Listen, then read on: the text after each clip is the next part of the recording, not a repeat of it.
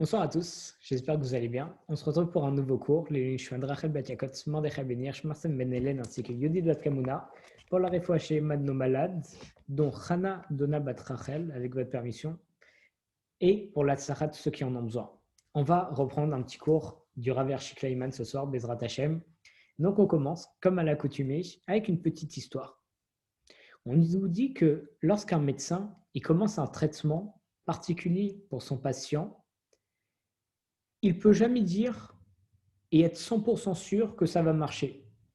Normalement, quelqu'un qui, je dis n'importe quoi, a mal à la tête, le médecin va lui prescrire des Doliprane, mais c'est en théorie censé le guérir, mais il y a des fois où malheureusement, ça ne guérit pas totalement. Par contre, il connaît la manière de procéder, il a étudié pas à pas le protocole qui doit être suivi pour pouvoir avoir les meilleures chances pour que son traitement marche. Donc même si le résultat n'est pas garanti, il va quand même laisser aucun hasard dans la démarche et il va bien tout lui dire. Il va lui dire tu prends maximum 3 Doliprane par jour, tu les prends avec un verre d'eau, vaut mieux les prendre après manger. Voilà. Et en faisant tout ça, tu as les meilleures chances, Bezrat Hashem, de guérir. Mais ça n'empêche que c'est possible que la personne, Chas v'Shalom, ne guérisse pas tout de suite. Le peuple juif, lui aussi, il a reçu tout un protocole pour pouvoir faire la prière. De la même façon qu'un médecin, il va traiter son patient et il n'est jamais sûr si son traitement va totalement marcher ou pas, et ben, un homme qui prie aussi va suivre au mieux le protocole, mais sans être forcément sûr que sa prière va être exaucée ou pas. Par contre, Chazal, nos sages, nous ont révélé la marche à suivre pour être certain d'avoir la plus grande efficacité possible dans notre prière pour qu'elle soit exaucée.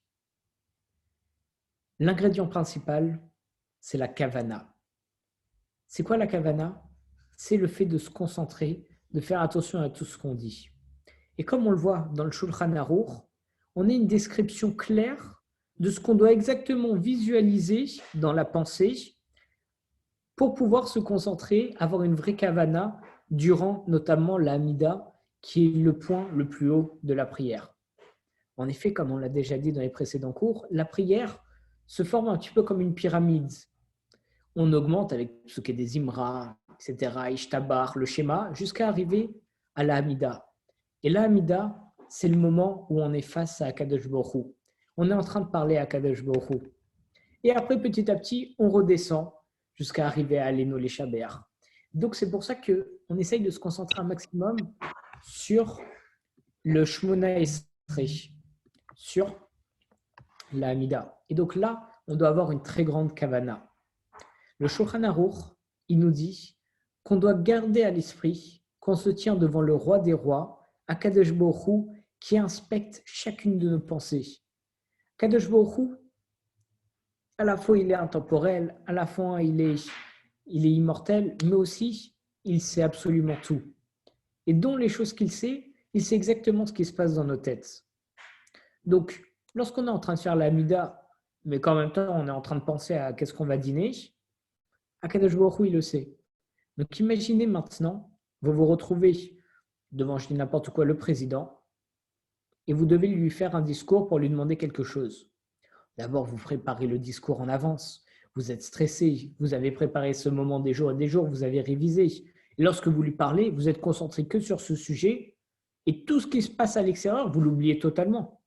Vous oubliez totalement le fait qu'il faut en même temps réparer la cuisine à la maison, qu'il y a ça et ça qui vous attend. Vous oubliez tout parce que vous êtes face au président. Et si le président pouvait lire dans nos pensées, tant mieux parce qu'il verrait que je suis vraiment concentré dessus. C'est pareil avec Akadosh Baruch Hu.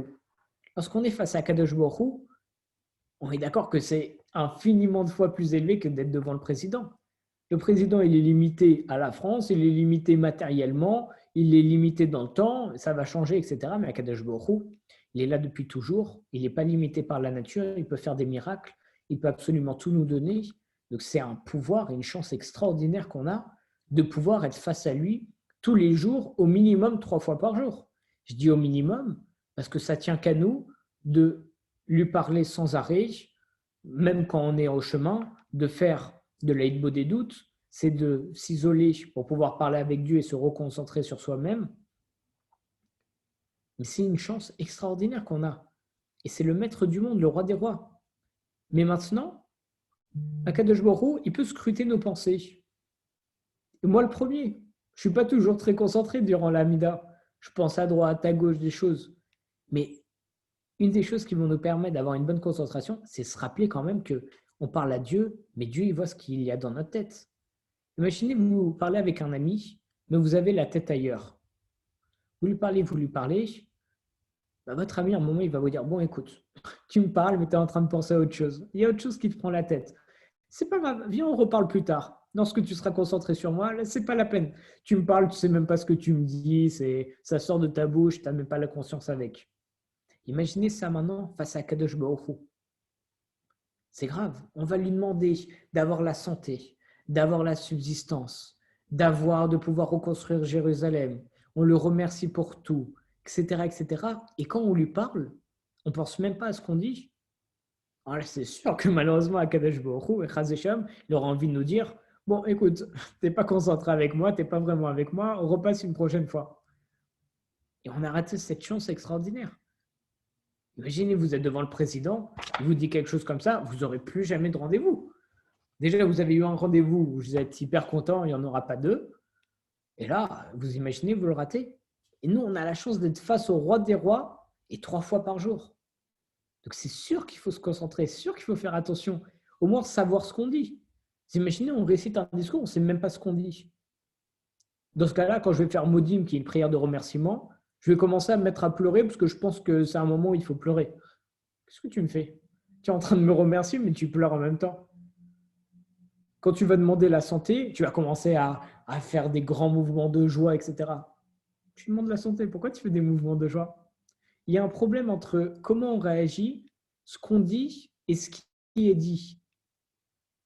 Si ce qui est dit n'est pas adéquat avec comment on le dit, alors il y a un problème. Je la refais. Si je vous annonce, si Chaz Shalom, j'annonce à quelqu'un une mauvaise nouvelle et je le fais avec un grand sourire, comment va le prendre la personne? Très mal. Très très mal. Parce que quand j'annonce une mauvaise nouvelle, Chaz Shalom, ce n'est pas avec un sourire. Et si au contraire, j'annonce une très bonne nouvelle, mais avec une tête où j'ai envie de pleurer. Pourquoi? Parce que ce que tu dis n'est pas en adéquation avec comment tu le dis. Il y a une manière de dire les choses. Donc maintenant, imaginez, vous êtes face à Kadosh Baruch Hu, et là, et moi le premier, on ne sait pas ce qu'on lui dit. C'est grave. Donc si on ne sait pas ce qu'on lui dit, on ne sait pas comment se comporter. Donc on peut mal se comporter. Et même, je suis en train de lui faire des demandes et je ne sais même pas ce que je lui demande. Il n'y a pas de logique dans la chose. C'est pour ça que c'est très important d'au moins connaître la traduction de ce qu'on dit, ou au moins l'idée générale. Mais il ne faut pas pour autant se dire, bon, alors du coup, je ne prie pas tant que je n'ai pas vu ce que je dis, comme ça, c'est clean. Non, tu es obligé de faire la prière pour un homme 3 fois par jour et pour les femmes sfarades 1 fois par jour. Mais c'est pas vrai, tu ne vas pas dire, bon, tant pis, alors je vais apprendre, après je prierai. Non, tu es obligé. Ça n'empêche que petit à petit, apprends ce que tu dis. Et le Shulchan Aruch nous dit aussi que chaque homme doit réfléchir au sujet qui domine son cœur et diriger celui-ci vers son Père qui est au ciel. Pourquoi est-ce qu'il dit que chaque homme doit réfléchir au sujet qui domine son cœur? Parce qu'on a vu dans un autre chapitre qu'il faut prier avec son cœur. Il faut prier avec émotion. Parce que c'est quoi prier avec émotion? Prier vraiment en ressentant ce qu'on prie. Si on est un pauvre, on se balade dans le métro, et on a un pauvre qui passe et qui dit une phrase par cœur, disant « Bonjour, je suis machin, j'ai 4 enfants, j'ai besoin d'argent, s'il vous plaît », de façon monotone, pas avec le cœur, avec rien du tout. Honnêtement, est-ce qu'on a envie de lui donner? Pas vraiment. On ne ressent pas le besoin dans son discours, ça se voit qu'il récite par cœur. Bon, je ne suis pas très amené à lui donner. Par contre, si on est dans la rue, Chaz Shalom, il y a un pauvre qui est à genoux et qui commence à pleurer en disant « Je t'en supplie, donne-moi au moins 1 euro pour que je puisse boire, je meurs de soif, je meurs de faim, etc. » Là, il parle avec émotion. Il parle vraiment de ce qu'il ressent. Et comme il parle de ce qu'il ressent, alors j'ai envie de lui donner à ce moment-là. Il y a d'ailleurs une histoire où c'est un homme qui marche avec son fils dans les rues de Jérusalem. Il y a un marchand qui crie pastèques, pastèques, venez acheter mes pastèques rouges, elles sont belles, elles sont sucrées. Et le père, il passe comme ça avec son fils, et son fils, il répète exactement la même phrase. Pastèques, pastèques, achetez mes pastèques, elles sont belles, elles sont rouges, elles sont sucrées. Il répète cette phrase toute la journée. Et son père, il commence à pleurer. Comment ça se fait?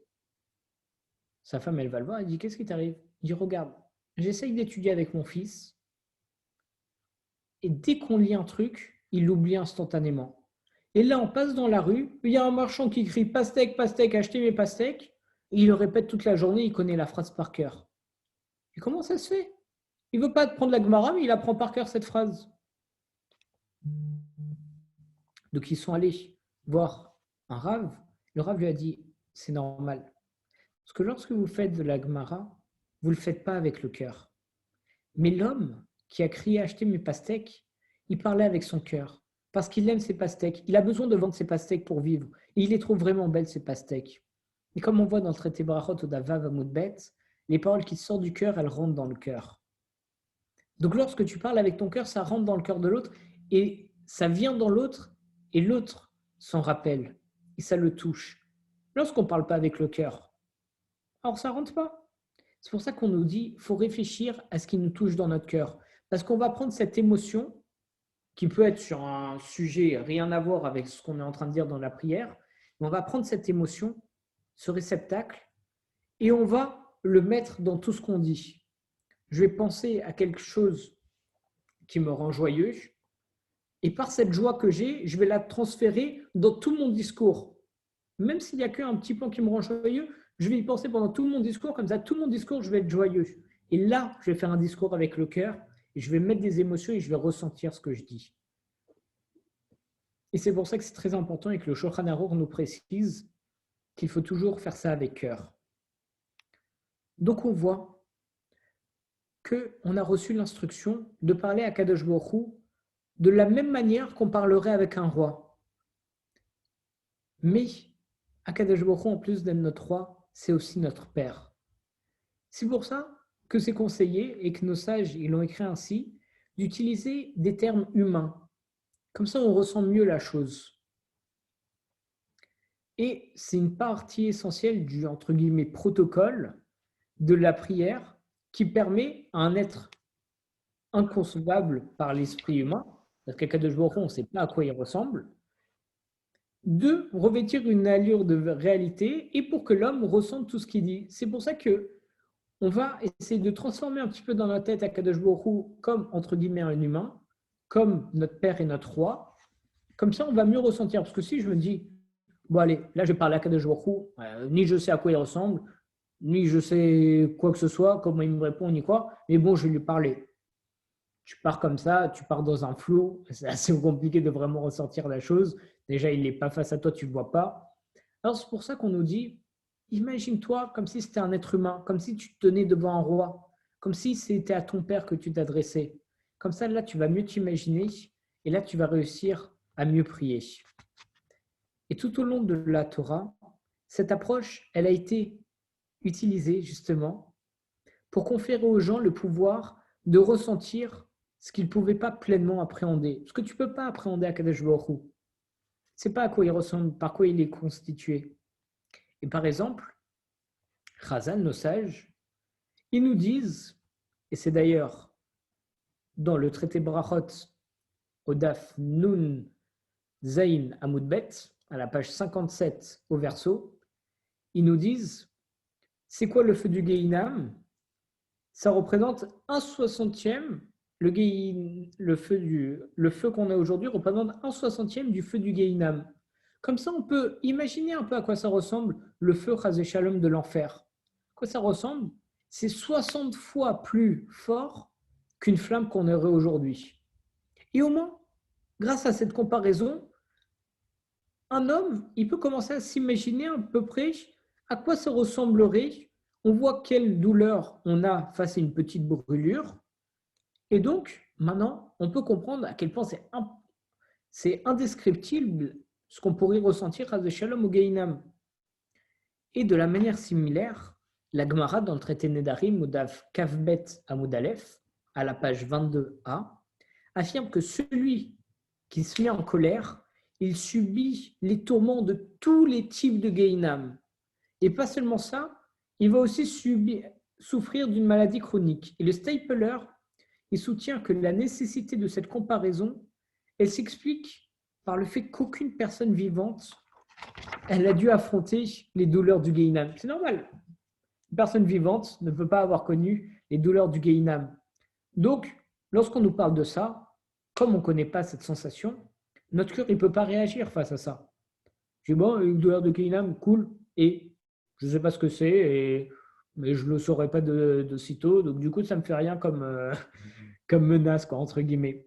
C'est pour ça que on nous fait ces comparaisons, pour qu'on s'imagine un petit peu à quoi ça ressemblerait, et là, ça nous fait peur. Et le Rav Dessler, il rapporte que l'importance considérable d'une imagerie frappante qui est utilisée comme un outil de développement spirituel lui a été révélée par son grand-père, le Rav Israël Salanter, ainsi que par le père de son grand-père, de son beau-père qui était le Alter de Kelm. En effet, le Rav Dessler, il nous explique que la compréhension du cœur, qui est à la fois une comparaison du corps et de l'âme, elle doit être abordée de manière à ce que, et je vais expliquer ça tout de suite, sa composante physique puisse aboutir à son propre entendement. Ça veut dire pour qu'on puisse imaginer à quoi ça ressemble physiquement et biologiquement. Lorsque je vais me parler du Gehinam, je ne peux pas savoir ce que c'est le Gehinam. Donc je vais t'expliquer ce que c'est le Gehinam en te disant que c'est 60 fois plus fort qu'une flamme. Et là, j'imagine, parce que là, je connais le ressenti lorsque Chazé Shalom, je touche du feu, donc là, je peux commencer à comprendre quelle force pourrait avoir le Gehinam. C'est pour ça qu'une des façons de bien prier avec Havana, avec concentration, c'est essayer de se matérialiser, de s'imaginer à quoi ressemblent les choses, à quoi pourrait ressembler Akadosh Baruch Hu. Bien entendu, sans rentrer dans des histoires Chazé Shalom d'idolâtrie ni quoi que ce soit, mais au moins s'imaginer comme si au moins, au minimum, on était face à un roi. Là, on sait que c'est beaucoup plus important qu'un roi. Donc, je sais que face à un roi, je vais me tenir droit. Je vais bien m'habiller. Je vais bien prononcer mes mots. Je vais préparer mes discours. Donc là, face au roi des rois, a fortiori, je vais faire encore plus attention à comment je me comporte, à comment je m'habille et à ce que je dis. C'est pour ça que Bezrat Hashem, on va tous essayer, et moi le premier, parce que cette leçon, elle est surtout pour moi, de bien s'imaginer face à qui on est pour pouvoir au mieux faire notre prière avec la meilleure kavana possible. Chazak Obaor tout le monde.